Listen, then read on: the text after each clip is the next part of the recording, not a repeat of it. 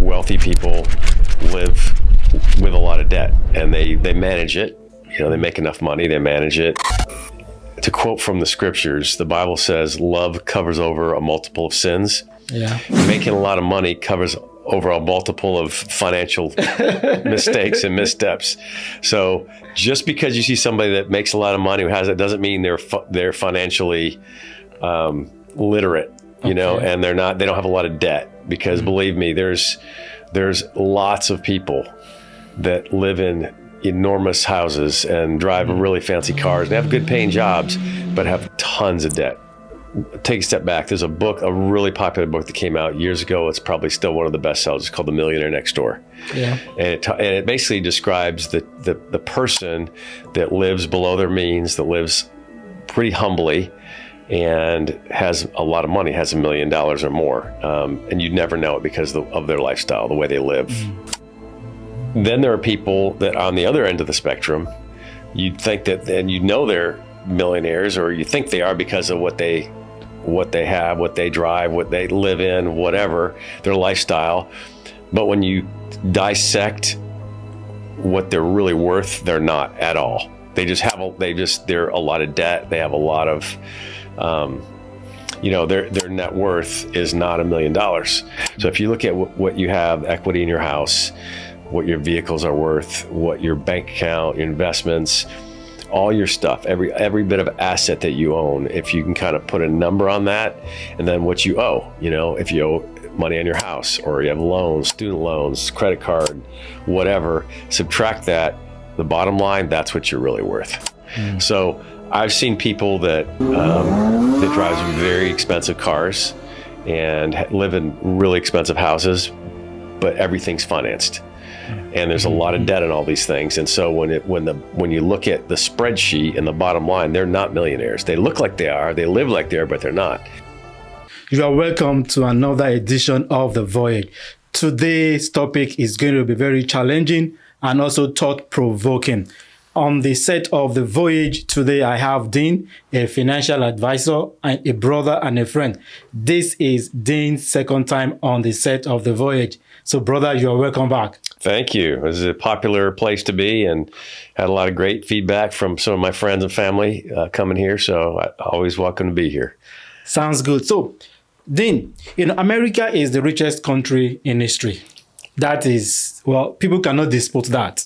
Fact. Yet millions of people lie awake at night worrying about money. There are shocking statistics that I want to share with our audience. That Americans now carry over 1.2 trillion. Can you imagine? 1.2 trillion in credit card debt. Ugh. And 7 out of 10 people live paycheck to paycheck. Student loan debt remains above 1.7 trillion. So money is consistently one of the leading causes of stress and even divorce in America today. So when most people hear about the word debt, they think numbers. But in reality, debt is not just a financial issue. It is emotional. It is psychological too. It is relational. Wow, some people might even say it is also spiritual. So, when you hear the word debt, then what do you think people misunderstand about debt? I think that probably it's not something you have to live with. It's not something that you have to accept and be comfortable with. And it seems like it's the norm today, because it is, obviously, from the statistic, it is the norm. But it shouldn't be, and it doesn't have to be. So I think the thing that people don't understand is that you don't have to live with a mountain full of debt on your shoulders that keeps you up at night or keeps you from thriving financially. It seems some people see debt also as a way of escape and also as a means of, some people might even see it as a free money, in quote, because the credit card is there and they can always swipe it whenever and however they want, as long as they still have money within their limits in the credit card. So this misunderstanding, but the rich, is that how the rich also see debt? Well, I mean, it depends. I mean, like I work with, I probably have right now 150 clients, let's say. Okay. And I've worked with a lot more, obviously, people that aren't my clients or just prospects or acquaintances or people have asked me questions. So, my sample size is probably more than most, but not, I can't speak for everybody. Yeah. But what I can tell you is, even among the wealthy people, there's a very vast differences in mindset and personality profiles. So some wealthy people live with a lot of debt, and they manage it. They make enough money, they manage it. They're not as much maybe burdened by it as others. And some wealthy people are 100% opposed to it and don't live with debt at all. So again, it depends on the mindset of the individual. That to quote from the scriptures, the Bible says love covers over a multiple of sins. Yeah. Making a lot of money covers over a multiple of financial mistakes and missteps. So just because you see somebody that makes a lot of money who has it doesn't mean they're financially literate. And they don't have a lot of debt, because believe me, there's lots of people that live in enormous houses and drive really fancy cars and have good paying jobs, but have tons of debt. And so when I think about that, and we may have talked about this last time, but I think about the tail of the tape is what your net worth is. I don't want to get too far off the topic here, but this is kind of important based on the question you said. Yeah. Because when you see people that appear to be very wealthy, take a step back. There's a really popular book that came out years ago. It's probably still one of the best sellers. It's called The Millionaire Next Door. Yeah. And it basically describes the person that lives below their means, that lives pretty humbly, and has a lot of money, has $1 million or more. And you'd never know it because of their lifestyle, the way they live, the kind of house that they have, and the cars they drive and whatnot. And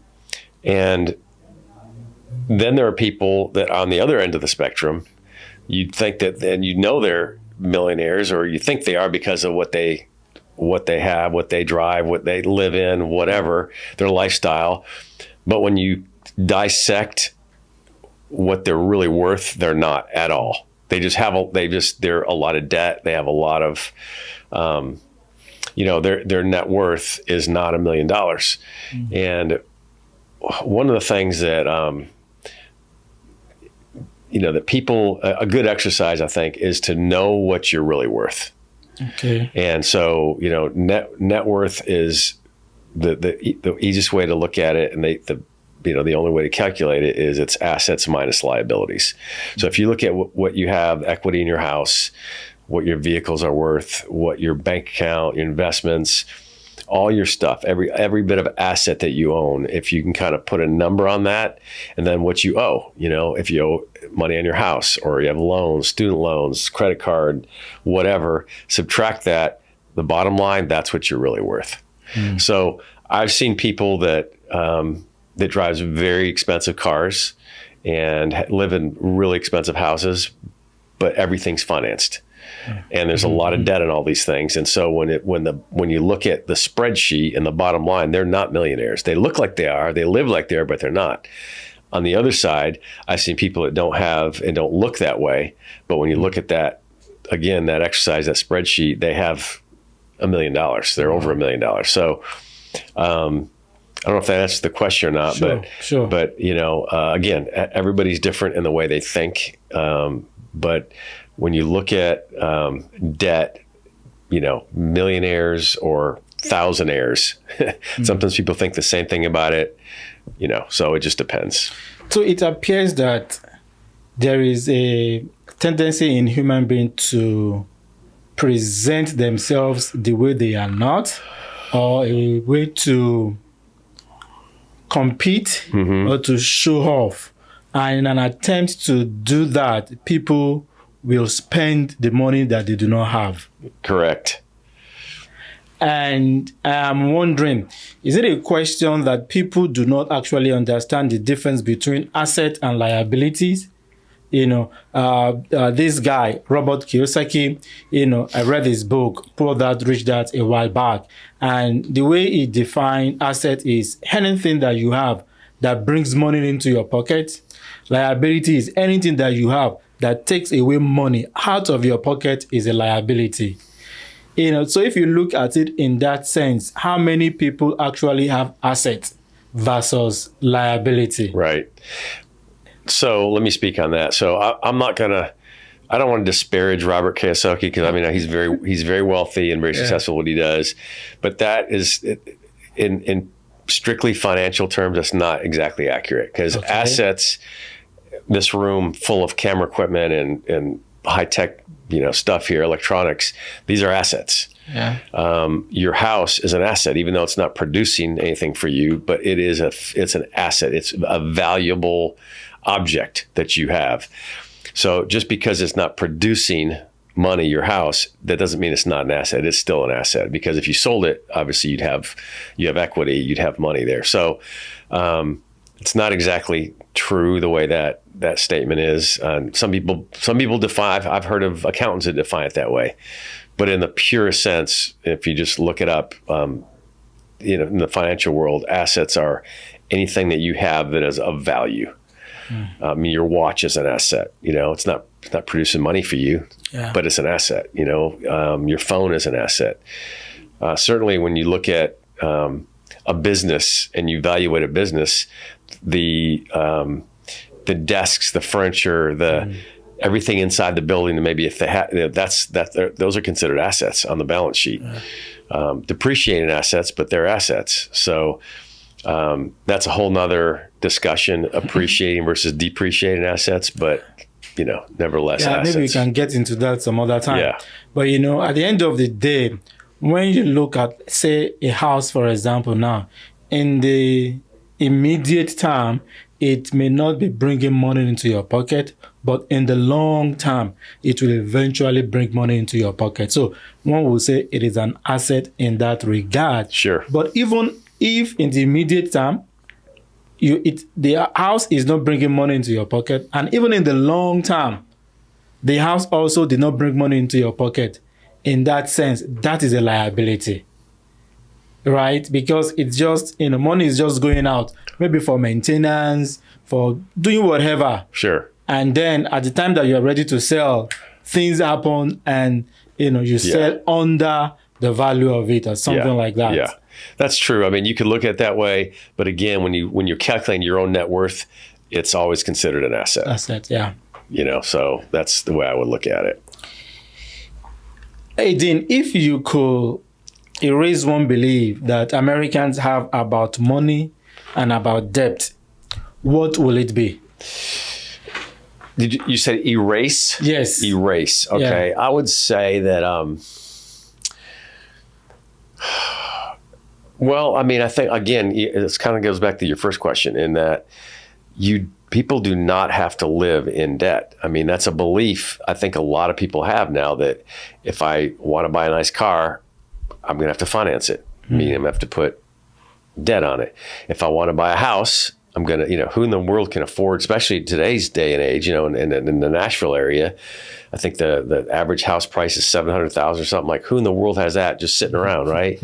So the belief is that there's absolutely no way to escape having some sort of debt on something.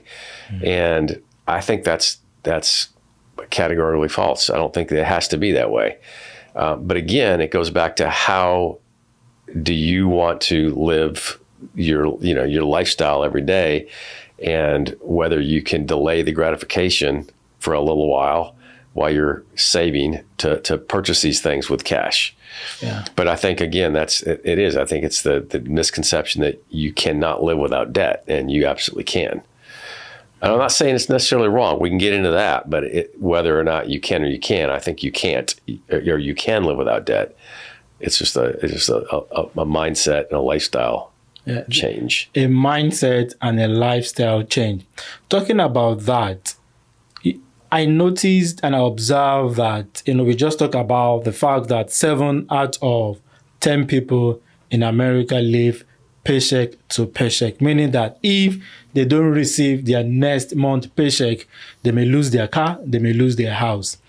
And that cut across the board, whether medical doctors, engineers, IT guys. What I'm curious about is, why do intelligent people that, medical doctors or engineers, why do they keep making poor financial decisions? Okay. I can tell you from experience with clients and myself, and then I can tell you what my guess is, or my theory is, my opinion is, I should say. So everything, that I'm going to say, we can talk about. How do I want to say it? That, articulate it. You can go back to biblical principles to describe what we, our sinful nature, or what we go through, right? You can. Yeah. So the Bible talks a lot about greed. It talks a lot about getting what you want that you don't have, and that's called covetous, coveting. But in my experience, that's exactly, in my own life, that's exactly what it is. Is that people, it's so much easier to gratify flesh, but it's a lot easier to go into debt to buy something that I want now, as opposed to waiting, saving, maybe sacrificing, maybe doing without something, and then buying it without having to, go into debt.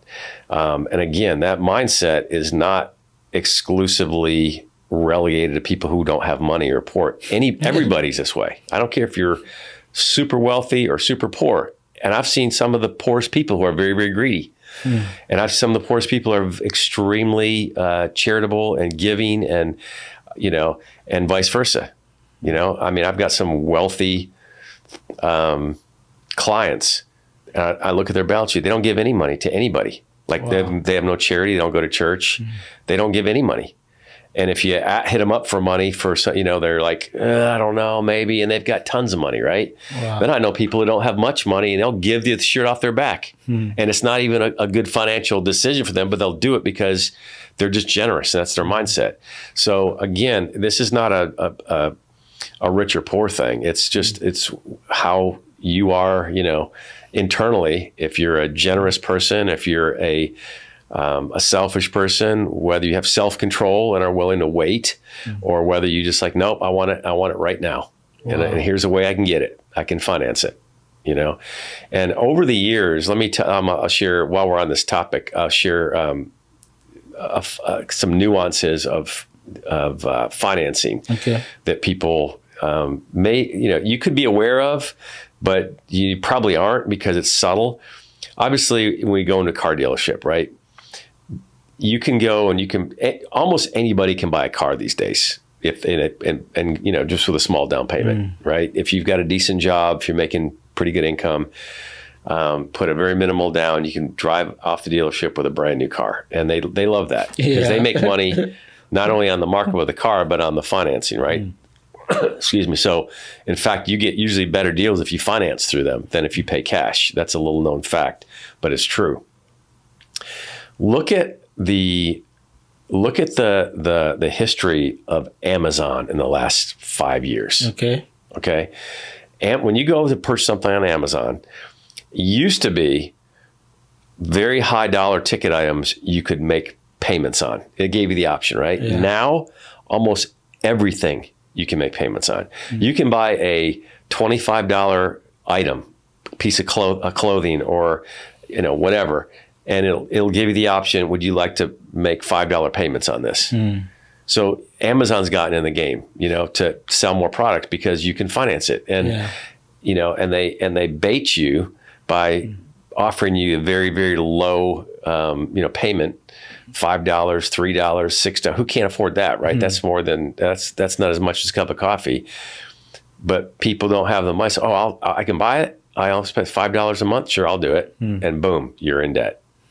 You're financing something. So I think in our world, in our society, and I'm not sure about European countries or other places in the world, but I know in America, you can find just about anything. You can put debt on just about anything, and that allows you to buy it immediately. That allows you to walk in any store, just about any product, and walk out with that product, even if you can't pay for it, because you can put debt on it.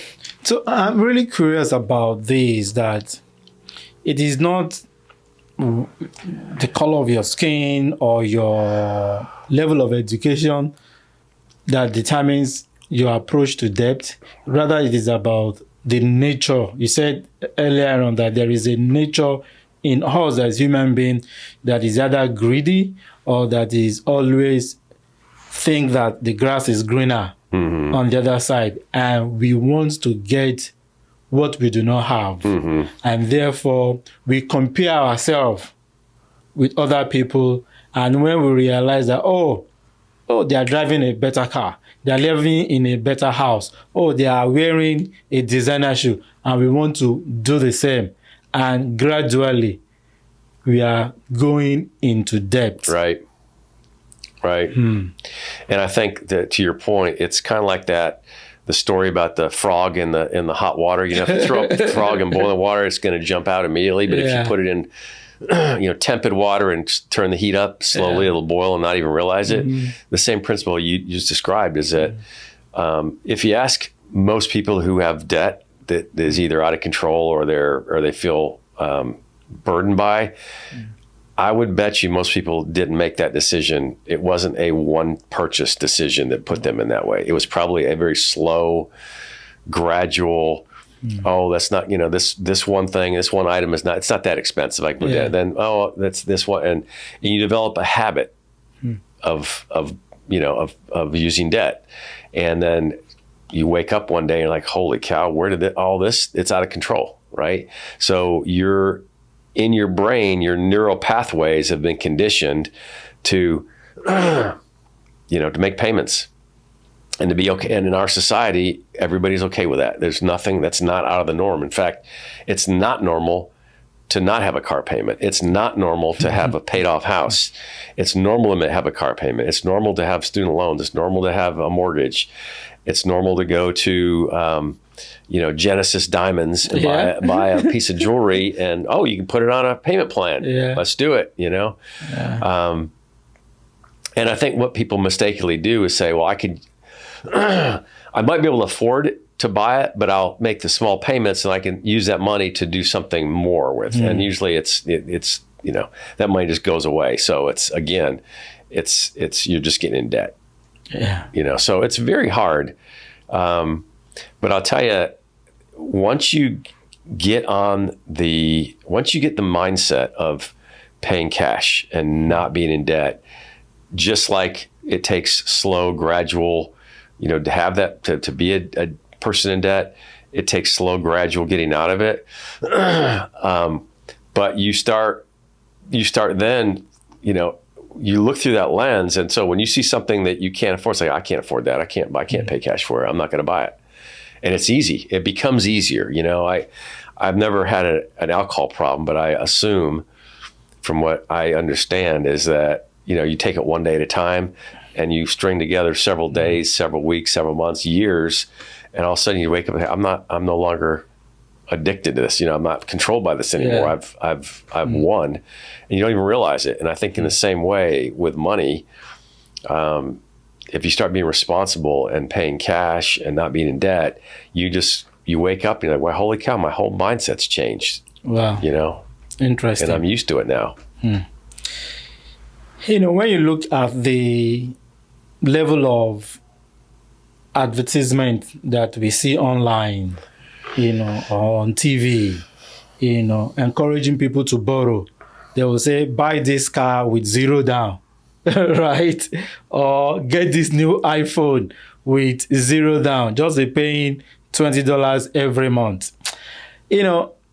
I know that nobody wakes up wanting debt.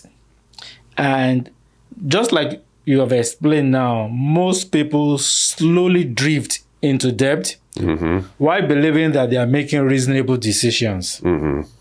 And I've never met someone that said, "Oh, my dream is to be buried in debt." No, I don't think so.